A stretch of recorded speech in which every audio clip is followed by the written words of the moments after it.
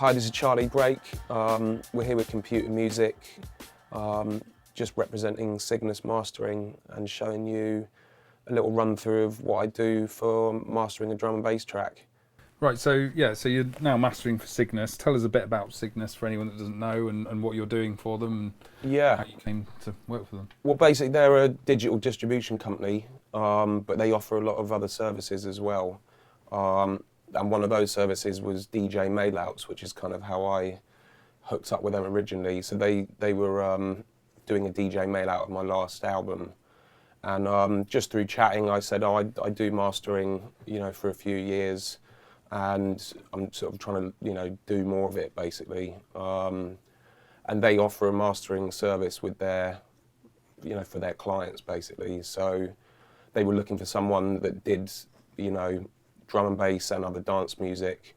And that's how we hooked up, really, to sort of offer a new service through their system.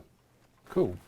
Okay, so and that's how it came about then? You were just chatting to them? Yeah, we were just chatting and they said, we're going to try and launch this new sort of system on the web page, because they've got a whole kind of shop system which is really, really good for labels, so they can kind of go into the shop and get all their services, PR, artwork, mastering, get everything done for release, so it's all kind of in-house.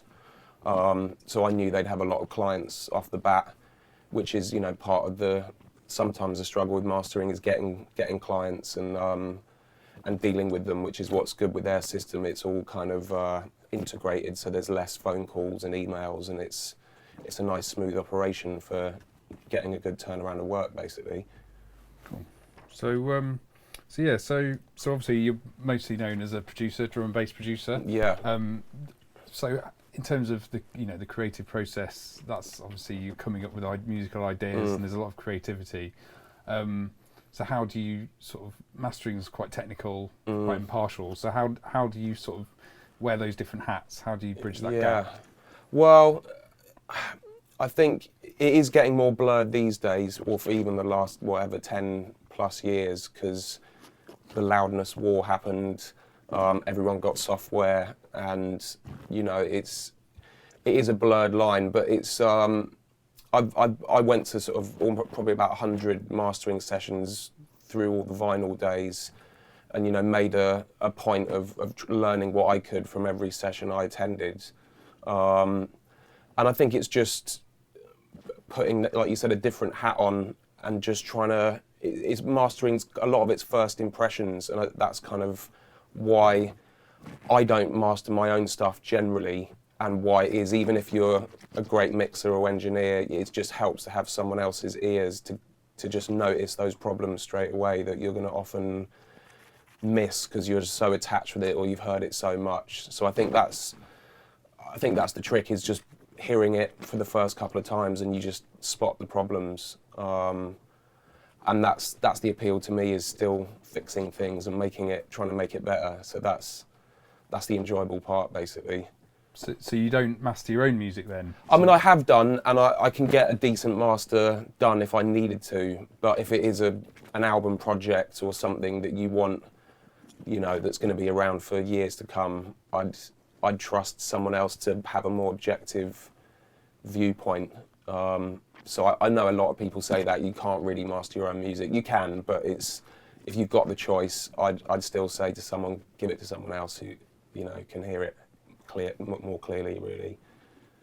Yeah, that makes sense. Yeah. So you were saying earlier about people, mastering engineers you've worked with in the past. Tell us a bit about that. Well, yeah, the first session I went to was with Stuart at Metropolis, who's been around for years and done all sorts of stuff. And then I met Bo Thomas at 1087, who is also in London. I grew up in London there. So yeah, I just went to countless sessions with him, and he actually offered me a job about 12 years ago to do mastering, but also kind of dissuaded me from doing it, because he was like, you want to capitalise on your tunes and spend time doing that. But I've stayed friends with him for years, and he's just taught me loads of stuff and been really helpful, kind of, like I said, attending all these sessions and just seeing how it's done, and massively helped improve my production. And that's still what I enjoy about mastering. It does help your production if you know what's going to happen at the end, And once you start doing it and doing other people's tracks, you see common problems or common solutions to problems. And yeah, that's the fun thing about it. It's still a big learning curve to take back to production and mixing. So yeah, he's been a big help, and big ups to Bo for all the knowledge he's imparted on me. Cool. So I mean, so you say you've been to a lot of mastering sessions, and you know you've learned that experience. So how has that influenced you and your actual production? So I know we're talking about mastering today, but I think it'd be interesting to sort of hear how. Well, it all ties in. Yeah, I mean, it's I think, which we'll come to later in the video. When you had to cut to vinyl, there was even more kind of sort of rules and kind of drawbacks of that format that you had to be aware of, and I think that helped me get better mixes for digital in the future. After that, when we still cut vinyl and I still mix for vinyl, but those principles really help for digital, which is severe top end just messes up vinyl. It makes the cutting head jump, and you get all sorts of problems with the lathe. So there's lots of things to do with sort of crazy width, crazy top end, and basically giving a smoother mix will come back better on vinyl. And so that's been a big inspiration for my mixes and for mastering and how to sort of deal with those problems. So yeah, that's been a big help, is sort of knowing what to avoid at that stage, so that later down the line you get a better result back from mastering. So yeah, it's part of the curve basically. So for those who don't know, or those that do know, Yeah. what would you describe the process of mastering as? What is mastering to you? I think it's just it's the final pass, the kind of the last chance to some extent to fix any problems, or it's the last chance just to add it's the final polish basically. Yeah, so that's how I see it really. It is just the final polish is probably the best answer. And for a long time, I kind of hoped mastering might fix some mistakes and problems with the mix, which it does. But obviously, the more you do it, and you hope to fix those before. So it really is just the final polish rather than a kind of get out of jail free card. But it can help when you need a little tweak fixed. So yeah, final polish is probably the best sort of answer.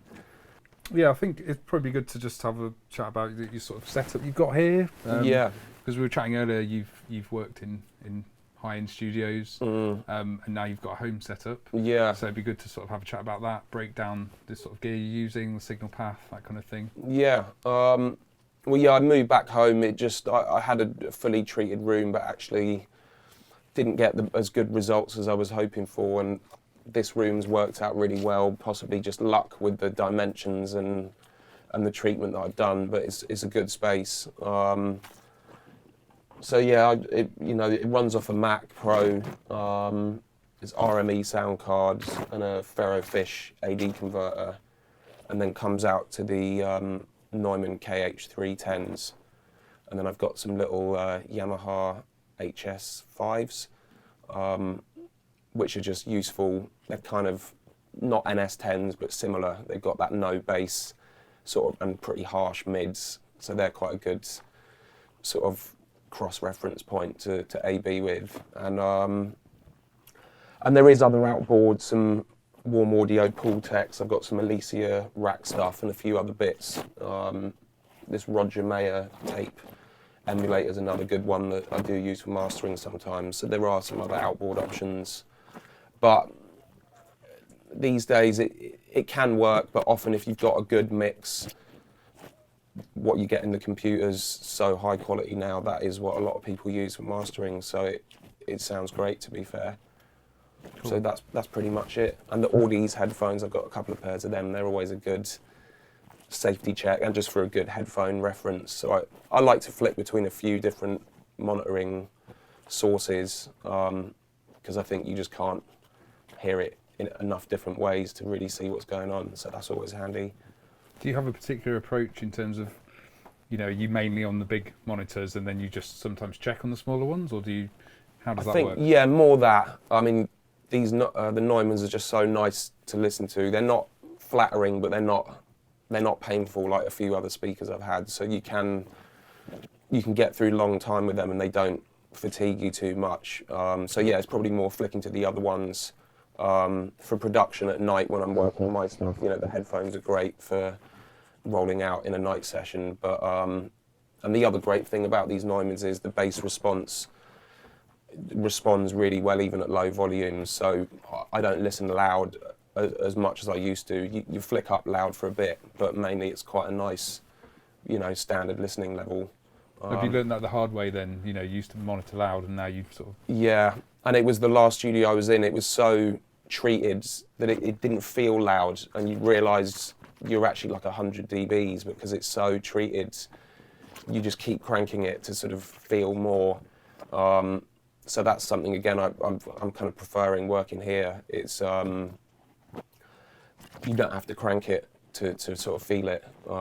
And yeah, like you said, I've kind of learnt the hard way going back after sessions with ringing ears like a club set, and that just is crazy really. So, and a big thing which results in mastering, that I'm aware of, is distortion that you can create if it's too pushed or if a track, and it's just much easier to hear distortion quieter, and so that's a big thing that I've been aware of from actually working quieter, is hearing the little distortion issues.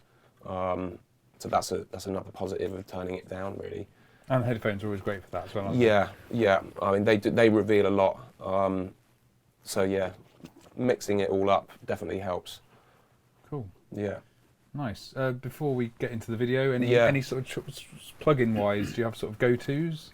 Yeah, there's a batch here. I mean, we'll sort of go through them on the setup. I mean, I've got most of what you need. The UAD stuff's great. There's some other, FabFilter and a few Waves things. I don't use them as much now. So there's loads out there, and pretty much all you need. But generally, I find, which we'll see with the session, it's just a kind of trial and error of just auditioning each one and seeing which limiter, for example, works best on which track. Same with EQ. But I've got my handful of little favourites that generally do the job. So, any sort of smaller sort of plug-in manufacturers? Any sort of hidden gems that you use? Any kind of maybe lesser known ones, or?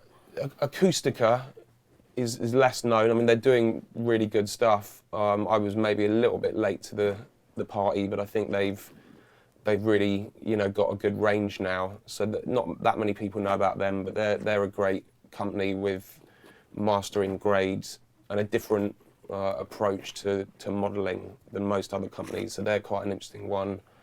And I do have lots of random other little plugins, but more production stuff. For mastering, it is mainly the sort of main big hitters of UAD, Isotope, and FabFilter probably. Cool. So you've sort of prepared some stuff for us that Yeah. fit us in.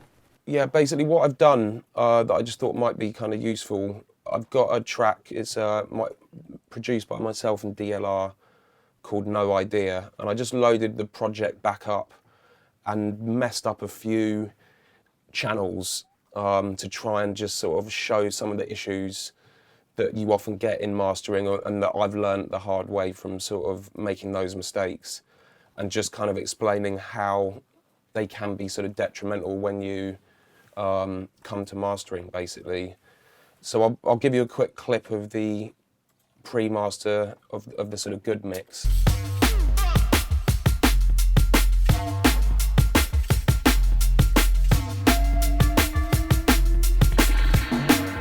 And then on this other version, basically what I've done is I've turned up the kick a bit much, I've turned the hats up, and I've taken a bit of the low cutting off the subs. And that's just a few of the things that I often notice where there's too spiky high end, too kind of lumpy low end, which...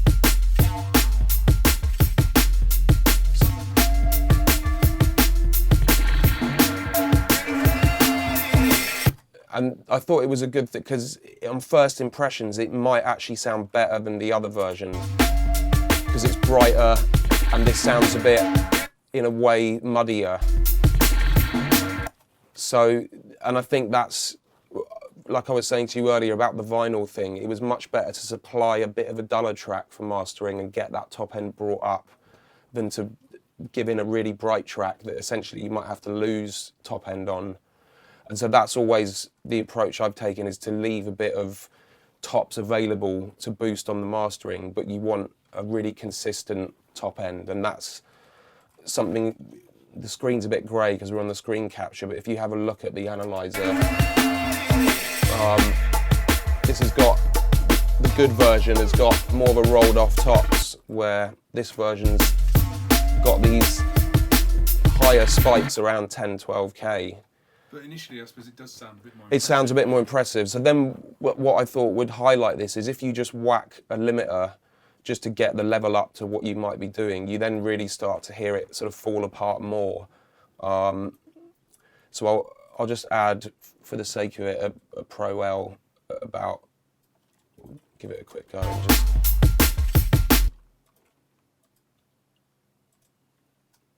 okay, so this is the bad mix.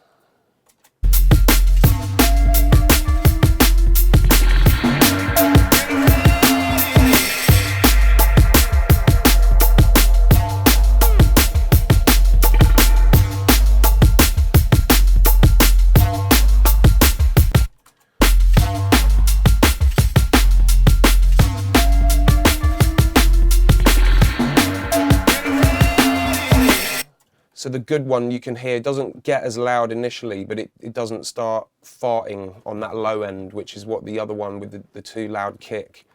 That's where you get a lot of problems once you start limiting, is the low end starts distorting. And obviously there's ways to fix that, which will kind of like hit on a little bit of how to sort of, use mastering to address some of those problems. But for me, listening to that, I'd want to start taking things away now to fix what the limiter's bringing out, essentially. Whereas the duller one, it's not getting as hurt as much by the limiter. So you can push it a little bit more. So you can push it a bit more and bring things out rather than pull things away. And so that's kind of how I try and approach mixdowns, and hope the kind of tracks you get from mastering you can bring things out of, rather than actually, and there's nothing wrong with taming some things, but yeah, that's something to notice. So I guess if you're mastering, if you're having to tame this kind of top end, it's not quite as sort of additive and that's it. Nice sounding, really. So probably, with something like this now, I'd probably, which again was one of the tips I was taught, is you don't really want to start messing too much with the dynamics of the track, but you may have to with this, maybe some multi-band compression on that high end to kind of even it out. And then again, once you're starting to do that, it's not ideal, because you're sort of changing what the producer wanted. And these are the sort of issues that I get. I think, does he want that hi-hat really bright and spiky? Was that a creative choice, or was that just a mistake, or kind of not noticed at the time? So you kind of got to decide. And generally the approach I take with mastering is just to make it how I'd want to hear it, which is sort of is my taste of what's right. So you got to try and not go too far with that, otherwise it can get a bit out of hand. But that's the approach I'd take. So probably with this, a few of these tricks then basically to fix what we do with that kind of a little bit out of hand master. I mean, generally I'd flick through a few limiters to hear the kind of characteristics they've got, and it's usually between these four: the Fab Filter, the Ozone Maximizer, the UAD Precision Limiter, and the UAD Oxford. And sometimes it'll be a combo of a couple of them at less extreme settings to kind of get a bit of the benefits of both of them. So what is it you're listening for when you're comparing limiters? I mean, it's tricky because obviously each one's got its own settings, and there's a lot you can tweak to change each one. It's more knowing what each one to me sort of sounds like. So in my head, I find the Fab Filter, the Pro L, is quite round and smooth sounding, but a bit kind of, what would be the word, kind of fluffy. It's not as detailed as the Ozone Maximizer, which is more kind of crisp and punchy, but can be a bit blocky sounding. The UAD one's quite mushy, old school and sort of soft sounding, and the Oxford's kind of just like a bit of all of those in one, but doesn't handle, it pumps quite easily, so it's not one that I would generally do a lot of makeup game with. It's more of a little tickle on the end of a little bit of sheen. So you can kind of almost hear when you hear the track, if it's got quite a lot of kick drum and it's quite kind of punchy, the Fab Filter might eat that up a bit nicer, whereas almost a track that needs a bit of punch and a bit of aggression, the Ozone's, you know, more that kind of thing. So it's kind of, and you just sort of try them and you can hear generally on the, you know, the default setting, that gives you a good judge of the kind of average sound of it, basically. So if I put that.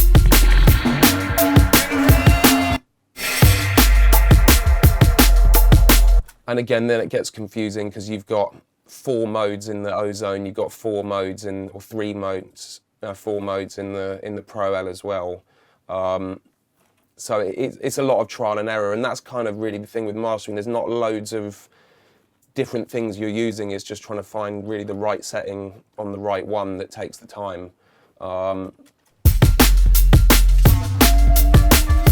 When you put the limiter on during the mastering process, do you just get everything else sorted first and then put the limiter on, or do you sometimes put the limiter on first and then go backwards? Yeah, it is a kind of egg and chicken thing. Generally, I actually put it on first, sort of to get it to the rough level you want, and then start addressing the problems, which is maybe a backwards way of doing it, but it's because people are going to want generally the masters loud. Luckily with Cygnus, they've got a nice feature where you can choose for a dynamic or a loud master, and again that might change the process. So I might just do more of an EQ first and then limit it if they want a dynamic sound, and you get it sounding nice rather than just loud. Whereas loud, it's more getting it loud and then fixing the problems caused by that major sort of level increase. Cool. So when a job comes through to you, it's one of the It's labelled one of the two, and most people so far click dynamics, which is nice, so you don't have to kind of slam the hell out of it. And that is harder work for mastering because it just shouldn't basically be that loud, and you're kind of defying sense a little bit to get it that loud. But I know a lot of people want that, and I make stuff pretty loud, so I know what it's like. But and in terms of dynamic and loud, that's quite subjective. So do you have a set sort of levels that you aim for? I've got a nice, I mean, I use this RME meter, which I think doesn't light up because we're a little bit dark. You might see it, but yeah, if I have the tune playing, I'll turn the speakers down.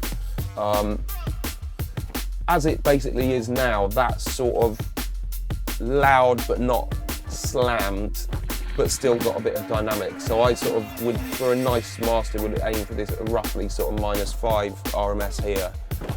Everyone's meters all look different, and on the computer you'll get a different reading. It's a bit subjective, the actual number, but I think it's just getting used to a meter you know. So I know these ones and know what different music looks like on them. And you know, there's a lot of music I'm getting now, which on these meters is literally like -1 RMS, which is crazy loud. But that comes into other things you might ask about mixing into the master as you're making the tune, and obviously people have done that to get it that loud, because you're going to be hard pushed to just mix a tune really quietly and then master it that loud. You're going to have to do some tricks to get the level up there. But I think in all the circles I'm going in with people I know, that everyone's realising it is the detriment of the music, and when you go on a sound system that's already loud and already hitting their limiters and things, it's sort of pointless to have it that loud. So I know a lot of people that I work with and know, everyone's backing off a bit, and it's just get it to sound fat and nice rather than just to look good on the meters. So that's what I try and do with the mastering now, is not just hit a number for the sake of it. It's more just get the sound, you know, that sounds best. Okay, so I'll just do sort of a couple of minutes on this bad master and just sort of try and fix a little bit of what's wrong with it. So with this limiter going, it's not doing a great deal. It's only pulling about a dB or so reduction, but you can hear where the kick drum is too lumpy, which is partly because it's too loud in the mix. So what I'd possibly do is just use a little bit of multiband to pull that back in. Oh, we've got too many slots. I'm just going to remove a plug-in.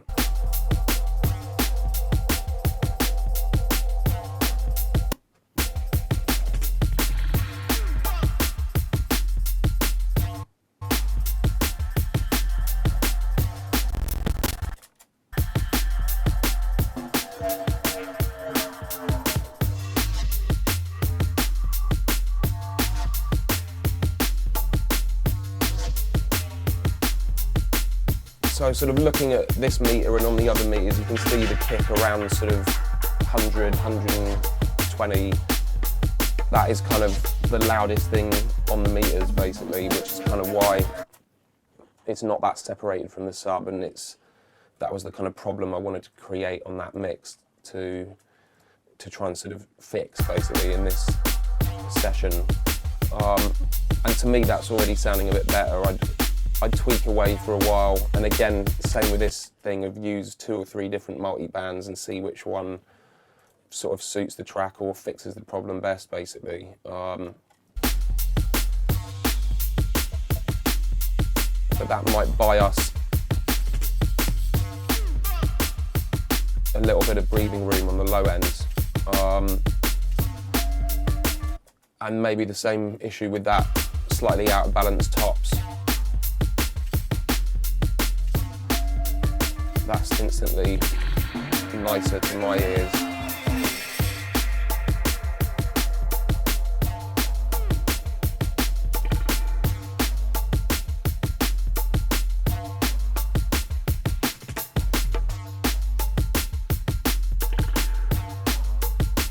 So essentially that kind of helps to bring us back to how the better master was sounding, is just basically evening out things that sort of shouldn't be there or that create a problem. Because if we were to try and add a high shelf to this less good master now, those hi-hats are going to come out more than the snare, and you've got that imbalance in the top end that's just not going to get brighter in a good way, really.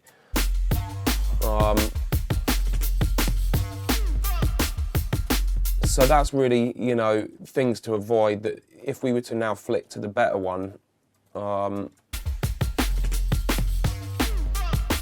now I'd sort of choose between a few options of adding some tops to that, basically, which will bring us, you know, to the brightness that the bad master had, but basically get us up to the level for mastering we want, which often is a lot of the job, is just adding some nice tops.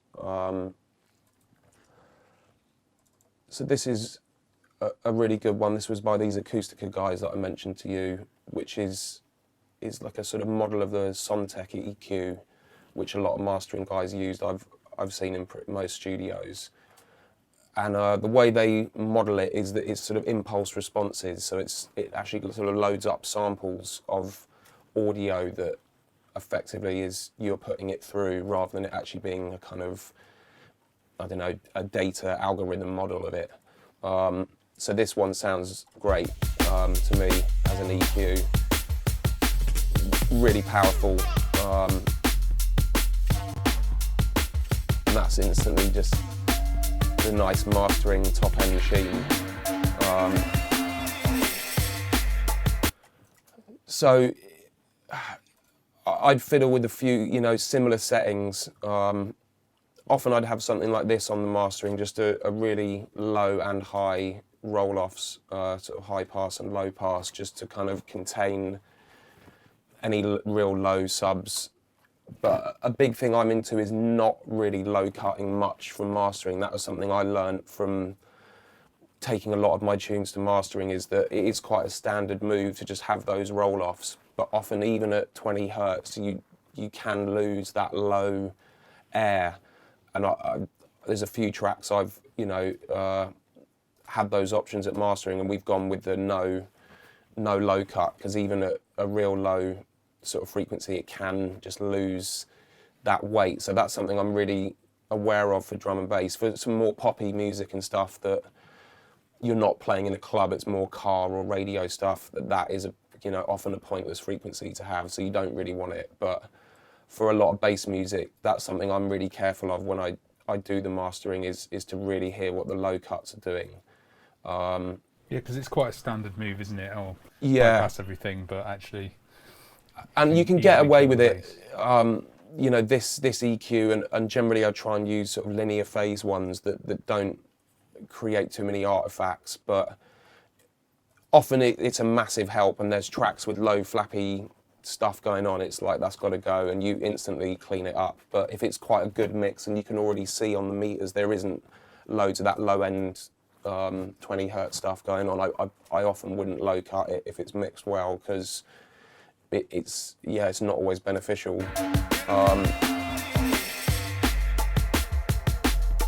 But yeah, that's something like that's often sort of first in the chain. And with the high one, what's nice about that is you can have your high shelf going on afterwards, and there isn't any mad high stuff getting brought up by the high shelf, having that low pass on first. And so yeah, now I'd probably, I'd compare a few different of these sort of mastering style high shelves and see which one. Again, it's difficult because like with this one, it doesn't have 12K, the other one's got 12K, and it's like the limiters, you can't quite exactly match things, so it's just sort of listening to the vibe of what you can get out of it.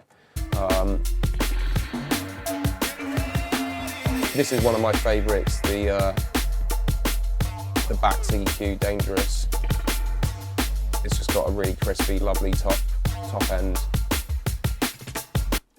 Actually, I've done it already. What's useful about this one is you can split the mid sides, and so often I'll use something like this to maybe just boost the sides a little bit, which will bring out some nice stereo, which generally kind of 10% on other things, or it's sort of 1 or 2 dBs is just a nice little mastering touch to just bring out the sides, which just adds that little bit extra.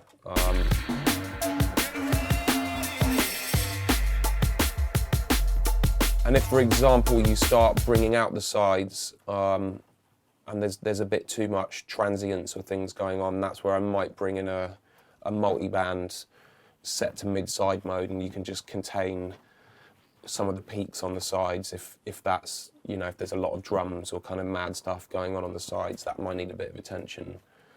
So you just smooth off the transients so that you can boost it a bit more? So you can boost it a bit more and sort of get a bit more out of the sides, without them sounding too sort of pokey.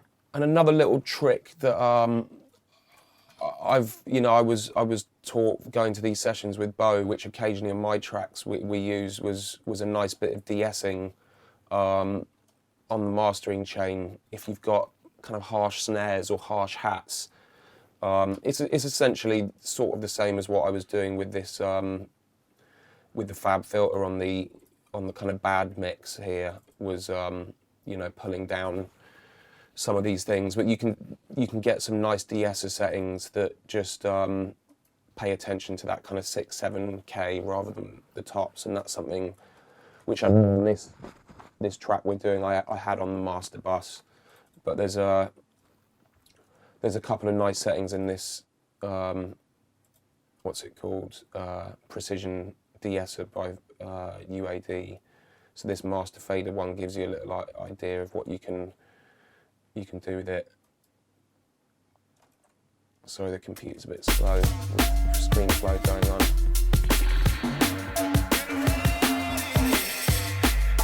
So this can hear it, that's way too much, but that's the kind of area you can start smoothing off and taking out some of that kind of rattly snare, which just gives it a kind of mastered, cleaned up and sort of sheeny sound. It kind of benefits that top shelf. So if the top shelf starts bringing out the high mids too much, you can just sort of tame them in a little bit with a de-esser. But it's not something I do a lot, because then you're back into the kind of messing with dynamics a little bit. So ideally, really, you know, probably at this stage, I'd just be looking for any other holes in the mix. Once you've maybe got a nice high shelf on, now I've got to choose, let's say between these two, I think that's set a little bit brighter. And it's often a tough choice when you've got a few nice top end things to choose from. So I might go touch more on this one, and possibly this could be the choice.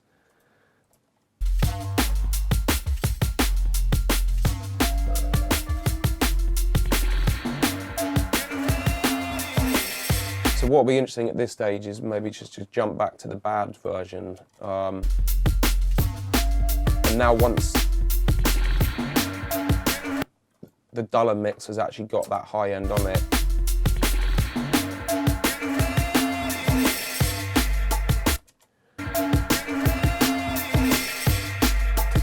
to me, this bottom one, the better mix, is sounding much smoother on the top end. It's bright, but it's not pokey and spiky. And you feel like you could even add some more if you wanted. Whereas this one, still lumpy and still a bit spiky, and that's where basically just getting your frequencies as even as possible before mastering. Even if your track's really dull and a bit thin, if it's all evenly done, then when that comes up in mastering, you're going to get a nice even master. So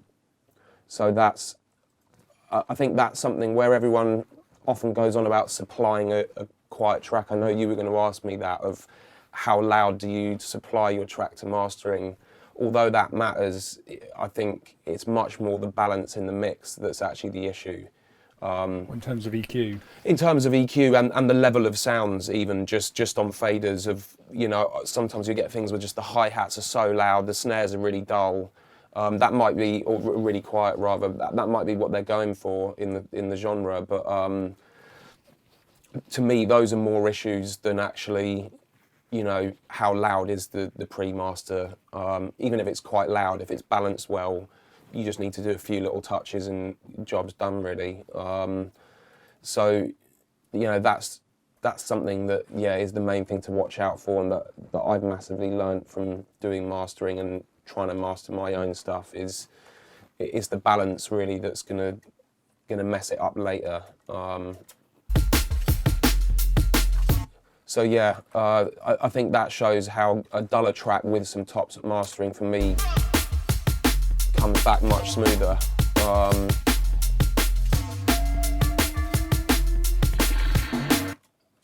And now it's the second thing. I know other people that master, there's the element of filling holes in the mix.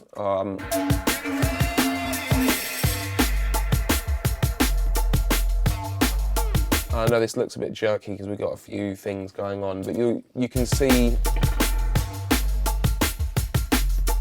for example, there's a little bit of a dip here at sort of 5 to 6K, which you might want to fill out, but you might not as well. And this is where it gets tricky in mastering. Have the producer left that hole in the frequencies. Often you get tunes, especially, you know, jungle style or whatever, it's got a big smiley face shape of not too much mids but a lot of bass and treble. Do you whack in a big load of mid to fill that hole, or are you just totally going against the actual sound they wanted? So that's generally where I'd err on the side of caution and think, let's assume that's what they wanted, and not try and, you know, fill a hole for the sake of it, because it might, to them and everyone else, sound better that way. And I guess that's where it comes back to the fact that you're now doing mastering, you're not making your own music, so then it's like... So I kind of know what it's like from there, but sometimes I'll get a master back, whoever's done it for me, and hear a little hole filled, and you're like, oh, I couldn't hear that, that's exactly what needed doing. And it could be deficiency in the room or Exactly, something. yeah. So I'll check those holes and do boost or opposite cuts if there's little resonances that are poking out, which is, you know, easier to spot on this bad mix. You know, I might even scoop a bit more out of that kick area where the kick's it's still a bit farty to me.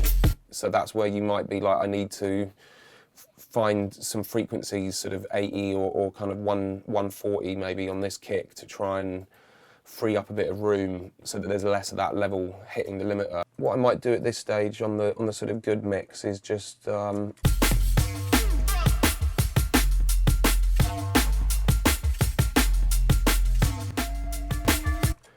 really just see how far we can push it before it starts breaking up, and either see the reasons why or how we can tweak that.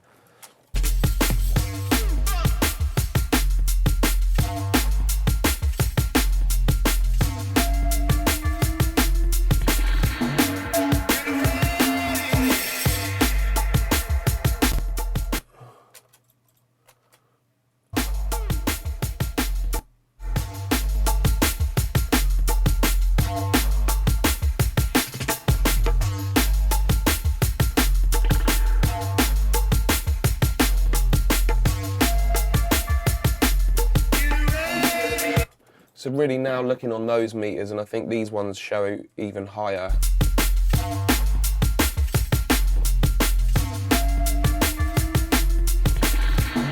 It's looking around sort of 3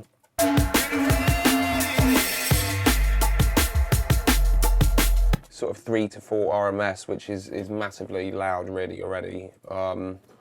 So that would be like a nice level to work at. And there's a couple of other options.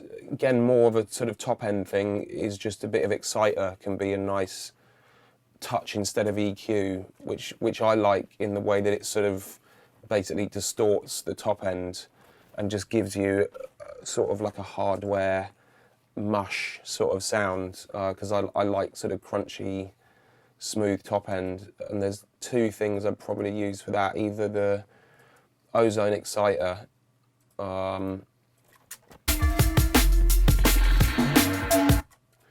and I usually use tube or tape mode for that, and it's nice just to have about 20 to 30, keep the percentage of the mix low and crank the amount, so that you know, it's the same with a few of these other moves on mastering, is having a parallel mix setting, or, you know, wet dry mix is really good, because you can just add 5-10% of that in rather than committing to a whole, you know, sort of mix amount of compression or exciter in this case. So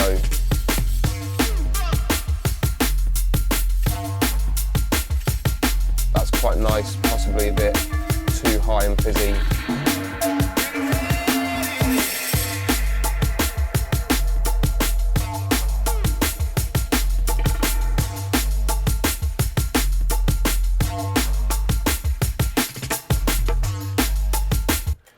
And the reason I kind of like the exciter is it sort of brings out that frequency and essentially almost slightly crushes the transients, rather than an EQ might just make it sound sharper and spikier. If you wanted to bring out a bit of snare or tops, you know, in this kind of frequency, it kind of keeps it a bit softer and mushier in a nice way than just a spiky sort of EQ sound.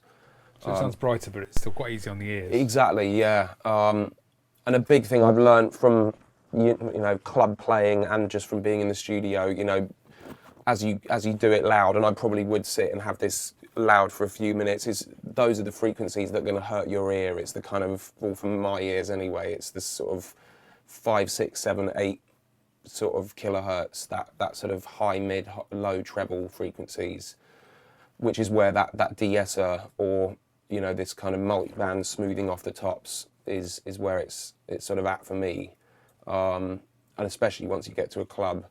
So this other one, this is like a similar, this is the Vertigo mix satellite, and I think, have I got this? No, I haven't set this up, but you can get a similar effect with this. So it's sort of harmonic distortion, and I like using just the sort of top band of it basically.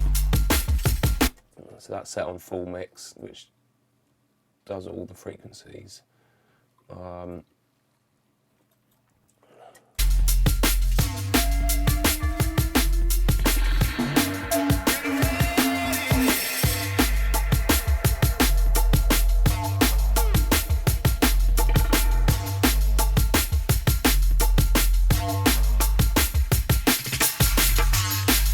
that's the real crunch, just to hear it extreme. Yeah, that's kind of what this thing does.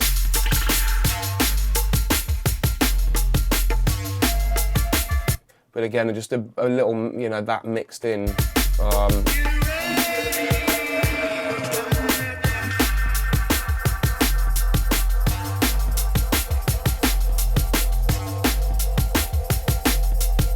That's quite a nice option for bringing out some tops and just giving it a, you know, a really kind of expensive-y sort of sheen.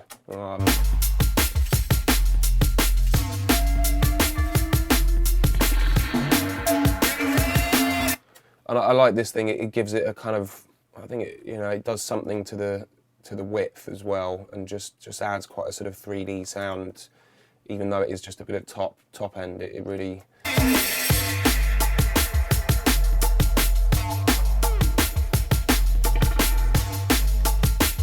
Yeah, brightens it in a kind of crunchy way that EQ might not do alone. And so I'd be fairly happy with that. Like I said, I'd check for a while. Another good feature of this EQ is these frequencies have got a good solo function, so you can sweep around and, you know, check for any kind of weird peaks. Obviously, it kind of makes everything sound resonant because it's at a really high sort of peak level when it does that. You're using these techniques for the high end, so do you ever No, do that or just for the whole track to maybe sweep through and just kind of spot any kind of resonant sort of lumps or kind of peaks that are, you know, regularly happening. So generally it's the drums in drum and bass. There might be a bass. I mean, maybe this track wasn't the best example because there aren't problems. You know, a few other things I might do is I quite like a dynamic EQ. So if you've got a certain sound that doesn't happen all the time, but occasionally, let's say there's one bass sound that's louder than the others, you can just find that frequency and sort of trigger it to only pull down when that's happening. And I do generally like the Ozone dynamic EQ for that. So I'll give you a quick example, but actually this might be better to use on the muddy bass mix here. It's a similar thing that you do. This is often where I'd use this option maybe to flick between multi-band and dynamic EQ, because you can get a similar effect with pulling out things at a certain threshold, basically.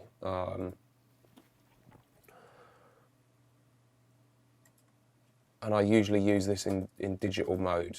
It just seems a bit cleaner, especially on low end mastering.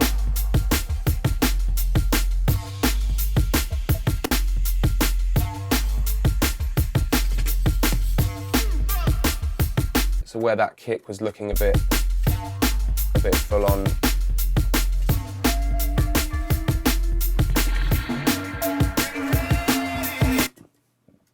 you know, we can just find these little areas.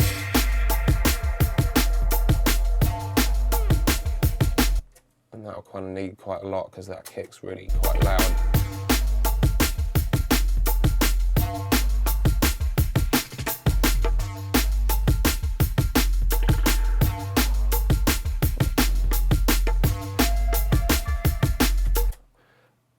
So yeah, that's the kind of thing, you know, I'd really just check for the problems that the limiter's created, and that's kind of, for drum and bass and things, it's more fixing the loudness problems that have been created by the loudness. I think if you're doing a much more flavoursome sort of pop or kind of, you know, dance track, I'd maybe look at a few other things that would just, you know, embellish the mix or whatever. But again, still, I'd steer away from tape things or even compressors, because I think it was like you'd asked me earlier, which is a good point to sort of mention, once you're fiddling with the dynamics like that, or even giving it a weird, like let's say full-on dull tape sound, that's quite a creative choice.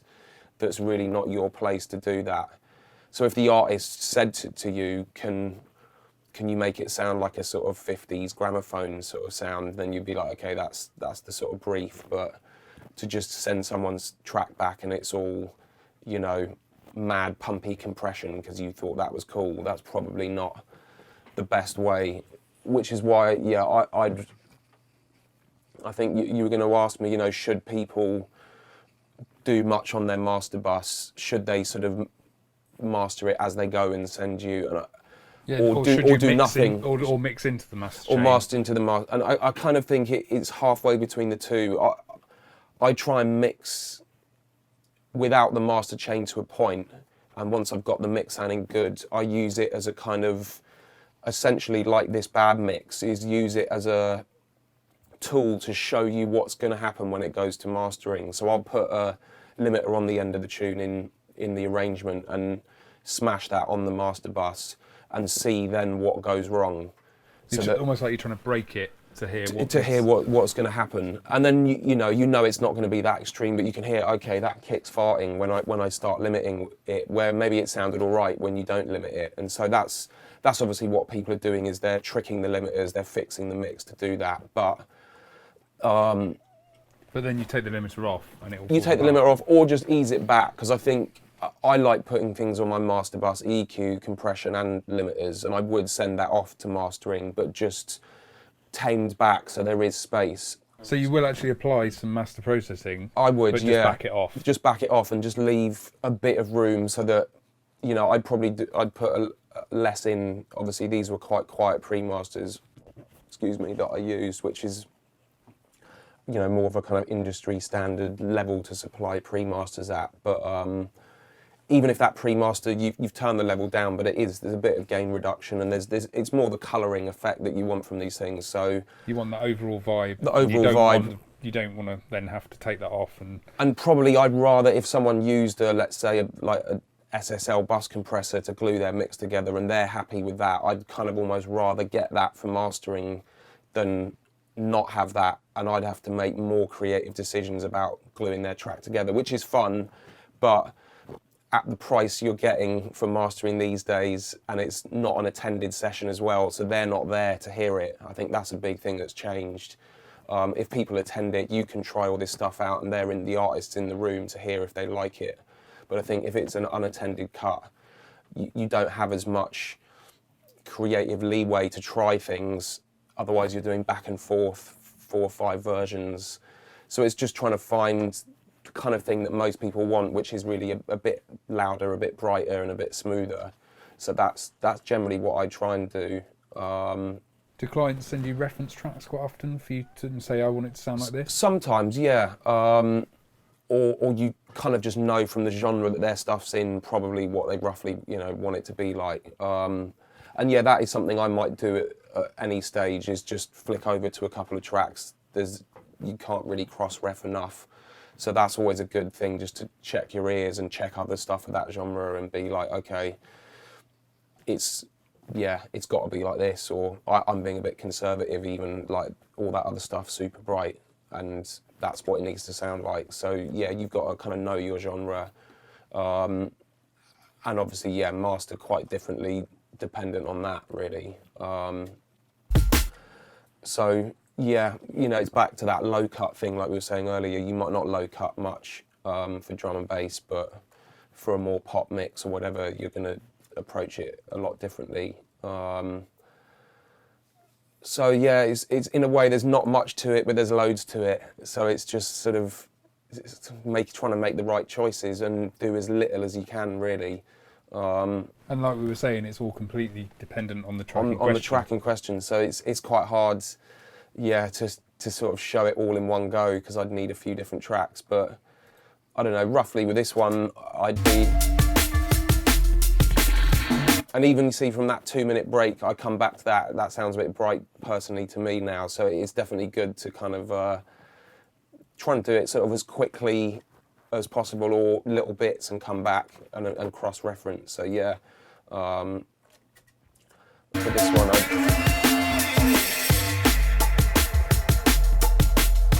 a bit much of that, so that's sounding a bit nicer. And another thing we haven't really looked at, this track in particular isn't really much mad width going on. It's quite a mono sort of dubby track. But yeah, something you could, you know, do is boost these, the mid side of something. Sorry, we got a bit of computer pain with the screen grab, so I'll just slowly try and find, here we go.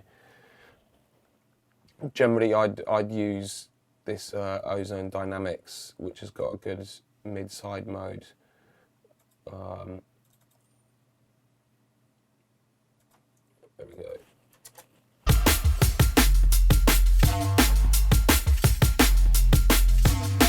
So usefully on here, you've got solo buttons, so you can hear what's happening. So that's just the sides. So there is some drum stuff there. You know, and some of the vocals, there's quite a few things hitting a bit of side stuff.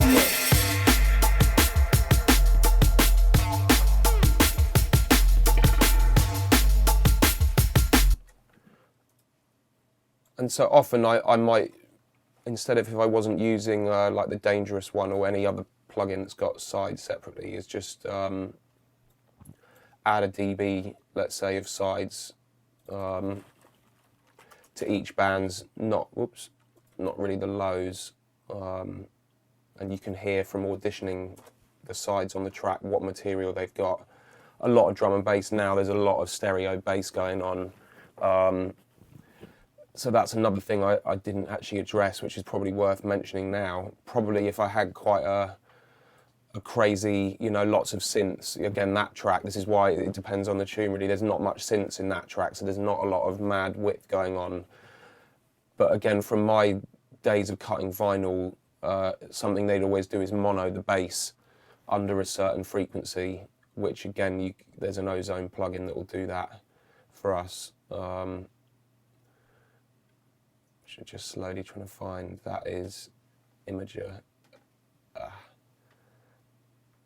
But then it's interesting because you know, the default move is to mono the bass, but then what do you mean by bass? Do you mean sub? Or like, do you know, low mids? Where's that line between having width? So generally, I mean, from what I've seen with the mastering, you know, jobs I've been to, is generally that low rumbly area. So probably just under 160 is about probably where I'd sort of do it, and it keeps the power. Sometimes you'll see a track where if there's an imbalance, especially if they've used analog equipment, the meters might show a discrepancy left or right because of the bass, you know, being on a mixing desk or even just being panned slightly.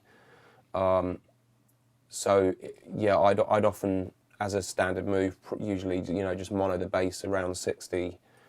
And again, for clubs, that's going to give you power in the mono, because if you've got crazy width going on, I've tried that in the past, and you will lose some power on a sort of sound system. So that, yeah, I'll just, you know, we could just whack this down. This one goes to 74. There's a couple of others that do it lower, but on a track like this, that would be fine, and that just keeps your low kick and your bass mono. And then we can just push up a bit of the sides with dynamics. And again, you see with this bad mix, pushing this side up now we'll get some peaks in that side. That's where I may use the compressor to bring down the sides of the higher frequencies, because you don't really want your ear getting its attention sort of weirdly drawn out to the sides by spiky stereo hi-hats.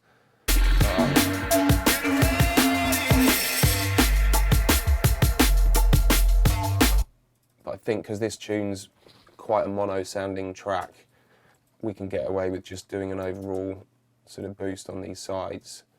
Okay, seeing how that sort of helps.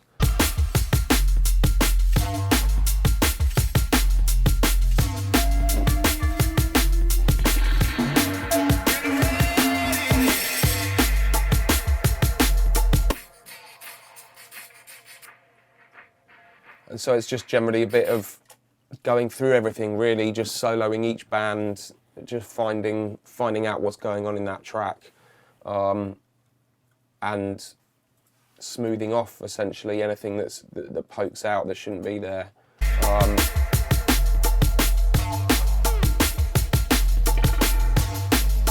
But yeah, so we all sort of know that club tracks have to be mono compatible. Yeah. But then you say a lot of tracks have crazy panning and width. Yeah. So where's that middle ground? I mean, I'm on the fence because I can't get my tracks as wide as other people because I don't do mad FM8 crazy pan synths much in my tracks, and it does sound good in some tunes, but I think the trick is, which I'll often do with this controller as well, is just hit the mono button when it's playing, and if it all falls apart when you hit the mono, that is a bit worrying for me, because if it is a mono system in a club or anywhere, you feel like you're going to lose a lot of all that power that's on the sides.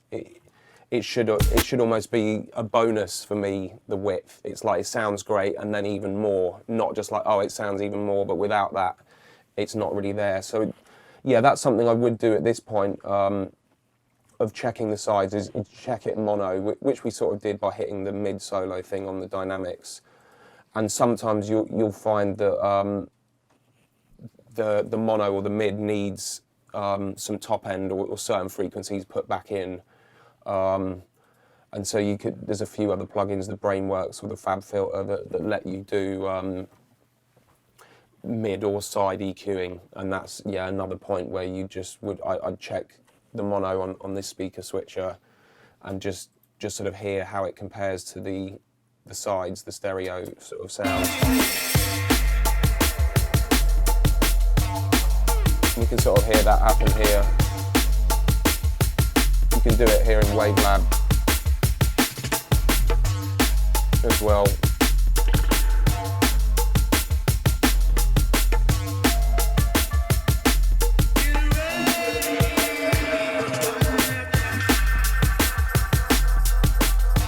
So thankfully for me with that tune, a lot of the high end is actually in mono on that break, because I think it's quite a mono break beat, but often you'll find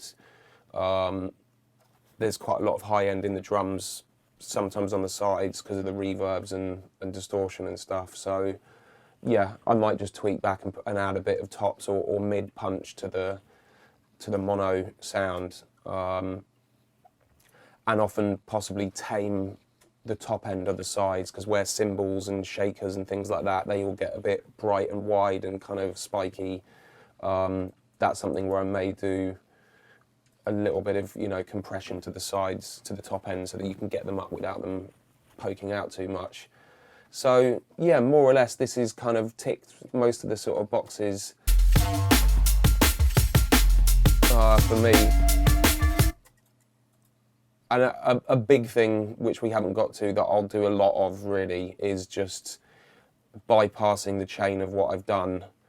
And normally I'll do it here with the speaker. I'll just crank the speakers up to try and match the level, because obviously it's going to sound louder and better, but often that's a really important point, is does it sound better because it's louder, or actually when you kind of gain match the original, have you lost everything by adding all this stuff?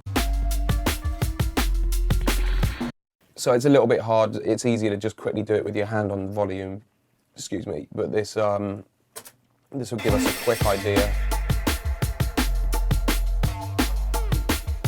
So that's sort of back up to 0. We can undo that and then quickly here.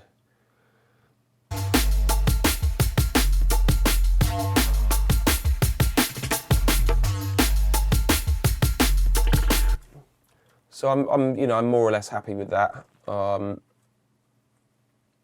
yeah, I'd spend a while just sort of A-Bing this back to the original and just looking for elements of what you liked about that original, and have you kept that vibe of the track in your mastered version, because often you can sit here, do all the stuff you'd normally do, and then you listen back to their track and you're like, oh, it's meant to be a certain way, and I've kind of lost that by, you just hear the original vibe of the song really, and you might have actually lost that by adding too much tops or by cutting bass or whatever the limiter's done. So I'd say that's really half of what you spend your time doing, is just doing some stuff, flicking back to the original, have I improved it basically. And really, I've probably done more than I need to on this. You want 5%, maybe 10% tops. It is that, like I said, it's just a final polish. So really, if it sounds 20% different, you've probably done too much or spent too long. So it's, yeah, that's the aim really. Have we just got a little 5% improvement? You just mentioned spent too long. Yeah. Do you find it's better if you just quickly dive in and do it? Or Yeah, if you spend too long over it, does it actually make definitely. it worse? Most of, especially when I'm doing someone's album, if I've done a few tracks and I've spent 20 minutes on one, really like struggling with it, I'll come back, you hear that that's the dodgy master out of the album that you've been trying too hard on, and you do it again in 5 minutes and then that's better. So it's often once you try and really fix problems, you go too far, and same thing, you A B back to the original pre-master and you realise you've just got too deep into it, and it should be 3 moves really or something is all you've done. One little peak here, one little cut there. Once you've got, even here, this is probably too many you wouldn't really want 5 or 6 things on it. It should just be a couple of things making the difference. So we were talking about that. So when's that line when you maybe have to do too much work? Do you send it back to the client? Right. So yeah, I mean, this bad version here I've done, I'd probably just about like get away with getting a master out of it that I'm happy with. But if, especially, you'll find once you're boosting up the master, the limiters, that point, it really brings out the problems. So often it will be vocals and bass, especially if they're happening at the same time, that can really create distortion that you can't get rid of.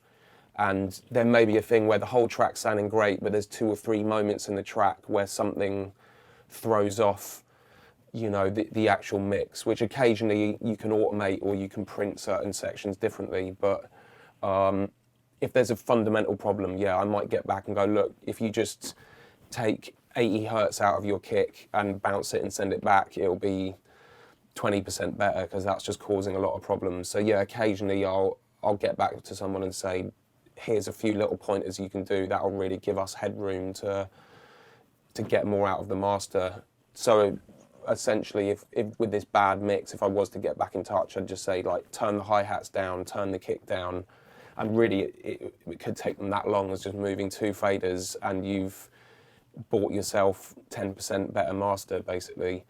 So that, and it's happened to me a lot in terms of kind of being disappointed hearing my own masters and being like, oh, if only I'd had those little things quieter or louder, it would have made all the difference. So I think there's no harm in having recall with a mastering engineer. If either you hear the master and you know what's wrong with it, you might say, oh, I can hear what's wrong with that now, I'm going to fix that and send you back a new version to master up again. That happens often. Or just to hit back the artist and say, look, if you just fix a couple of these things, you're gonna get a much better result. So, and everyone, that's how I've learned.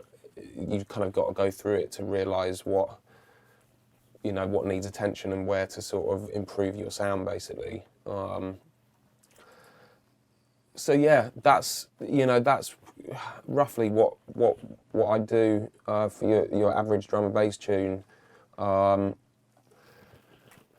the only other thing I might do, which is often something I do as a last little kind of tip, which is a nice touch, is once we've got this mid thing set up, it doesn't have to be mid side, but often a subtle bit of bass compression can really pull the track together. So luckily this mix, it's quite a good balance between the kick and bass, but if they needed a bit of ironing out, just cutting these peaks with a limiter.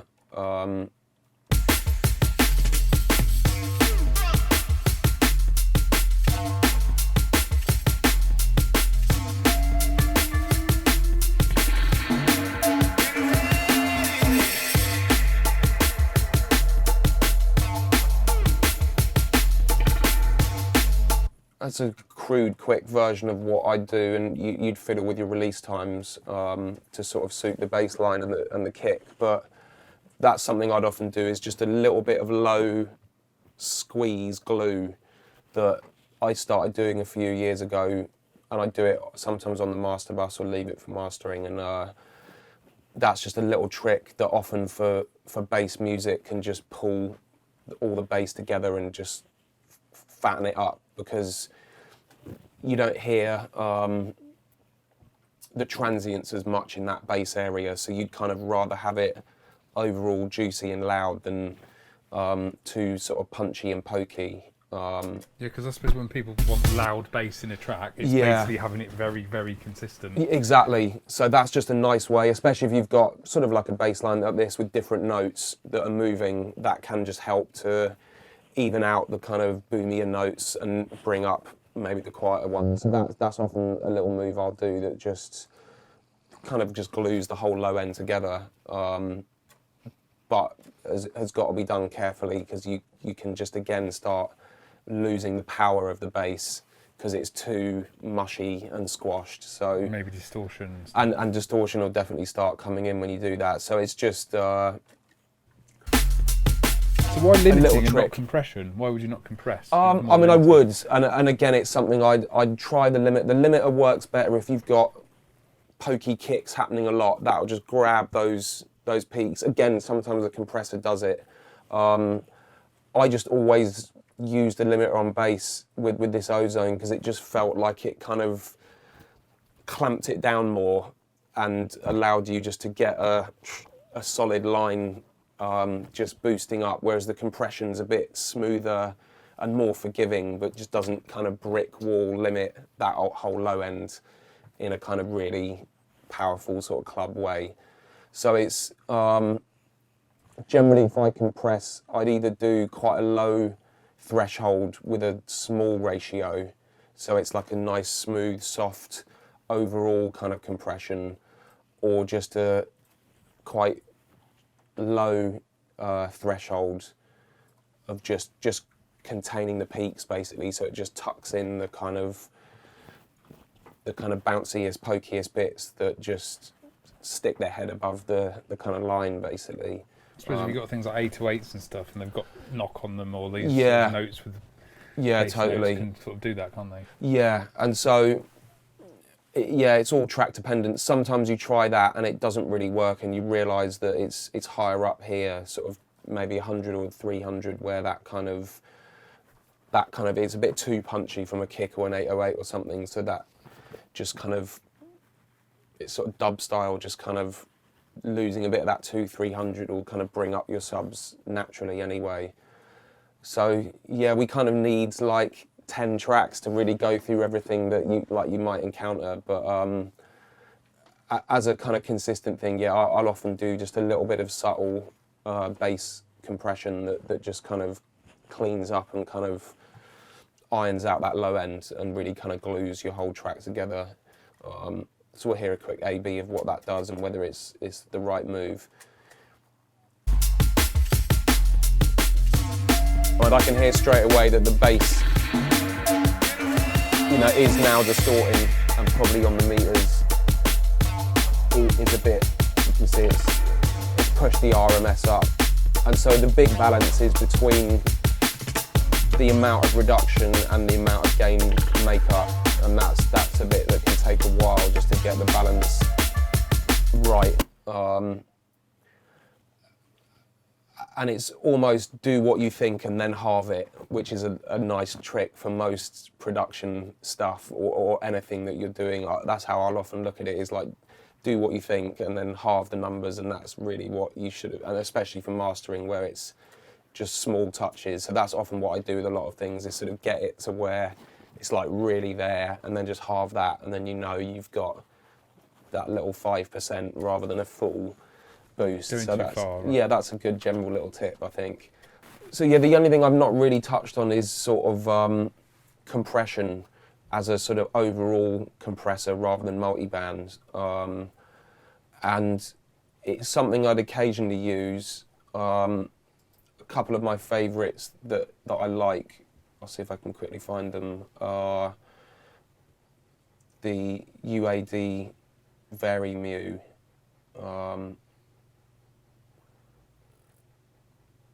So we got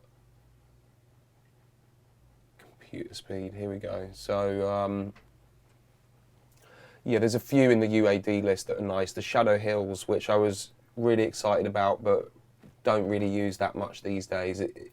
It's lovely, but kind of slightly narrows and dulls the sound. And it's kind of the same thing in a way with this, with the Manley. I think because they're older units, as a you know, a piece of gear, they're not really necessarily designed for what people want for dance music. This one is really nice in the way that it kind of adds a kind of radio smooth sheen to things, which you might want, but often softens the track to a point where it doesn't sound as punchy as probably what a limiter's doing.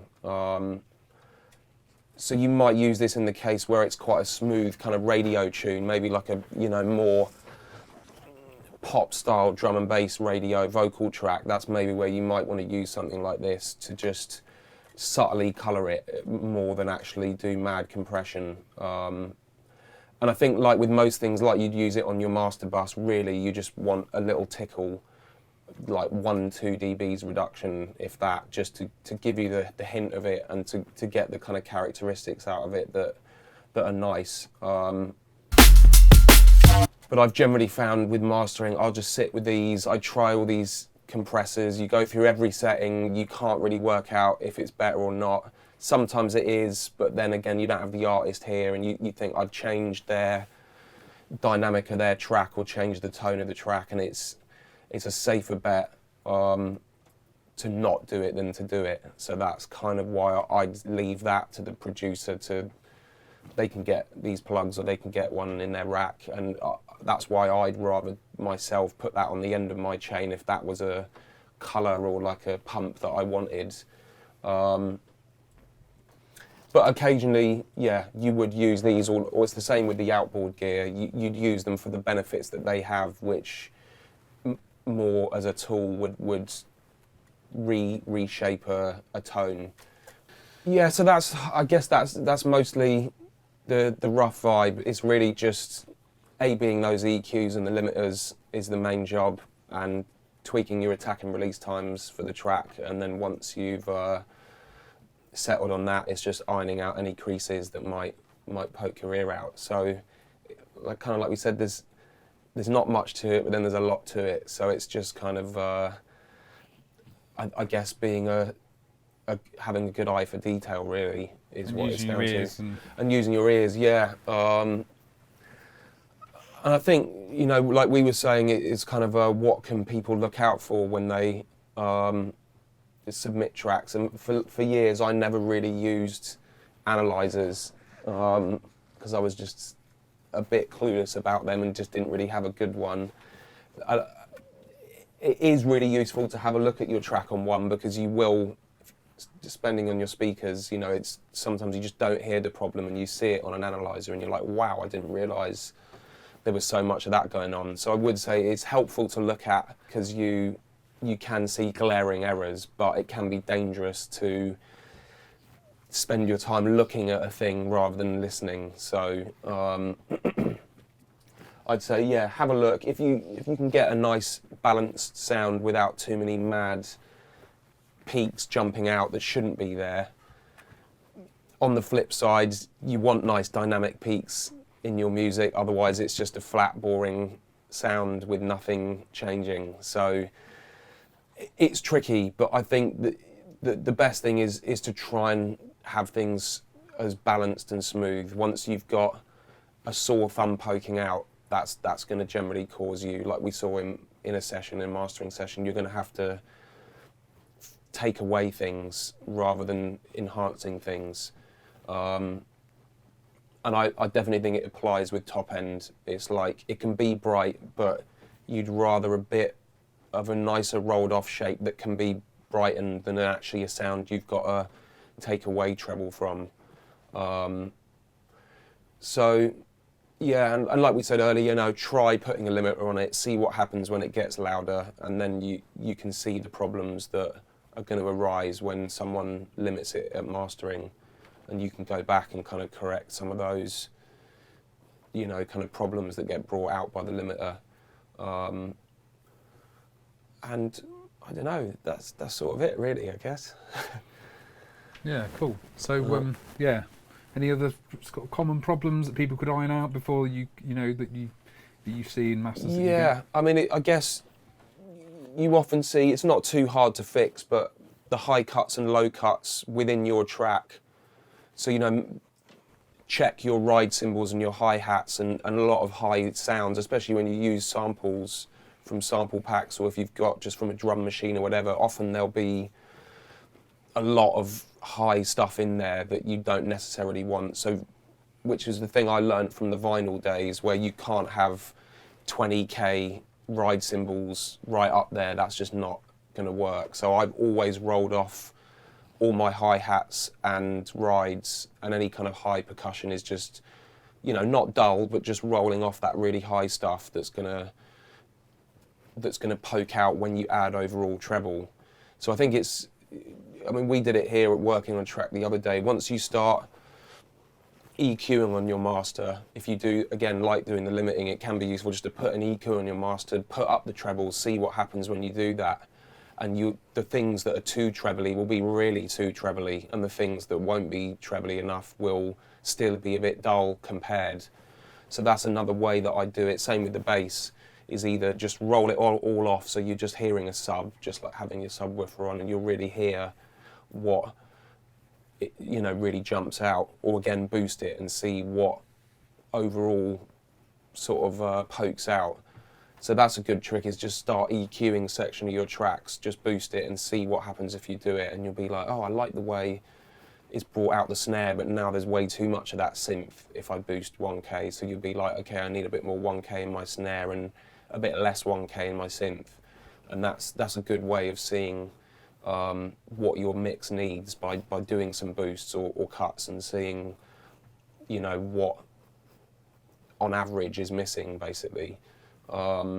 Like we were saying earlier, almost kind of breaking things a bit just to see just how to see, it all reacts yeah, essentially, yeah, or pushing some extremes to see what you notice. And yes, I guess so, low cut, high cut, and try and, I guess, just balance things. It's kind of hard to explain, but it's kind of just practice on those mixes really till they get better. But which you've obviously done.